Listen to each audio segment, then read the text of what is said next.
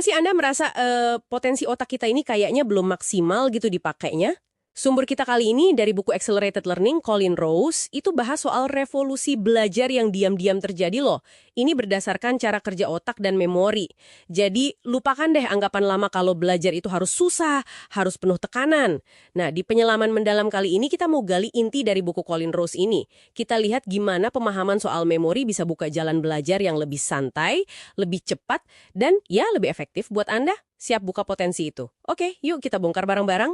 Iya, yang menarik, ini bukan cuma opini loh. Buku ini tuh rangkuman temuan banyak psikolog, peneliti, bahkan ada peraih Nobel kayak Roger Sperry. Intinya gini, metode belajar yang biasa kita pakai itu seringkali kurang efisien. Kenapa? Karena cenderung cuma pakai separuh otak. Biasanya sisi kiri aja, yang logis itu. Plus, sering bikin tegang.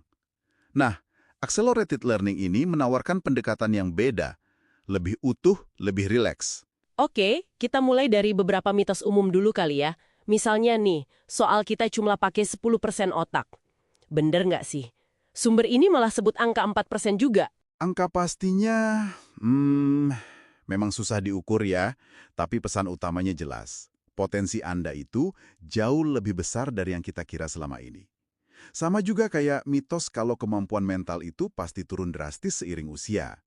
Seringnya, penurunan itu bukan karena usia semata, tapi lebih ke faktor fisik kayak kurang oksigen, kesehatan menurun, atau yaitu kurang stimulasi. Prinsipnya, use it or lose it.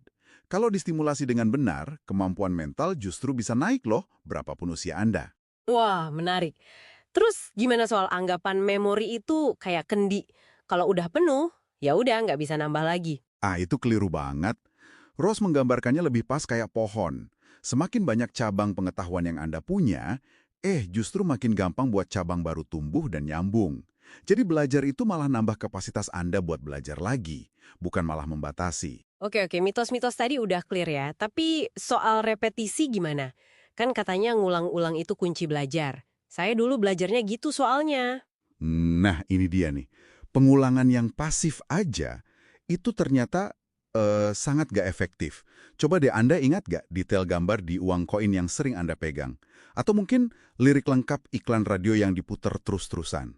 Seringnya nggak nempel kan? Iya juga ya. Kenapa gitu? Karena nggak ada keterlibatan aktif. Itu poin penting dari buku ini. Otak Anda itu cenderung cuek sama input yang pasif. Keterlibatan aktif kayak Anda bertanya, menghubungkan info, membayangkan, itu baru sinyal buat otak, ini penting nih, simpen. Masuk akal, masuk akal.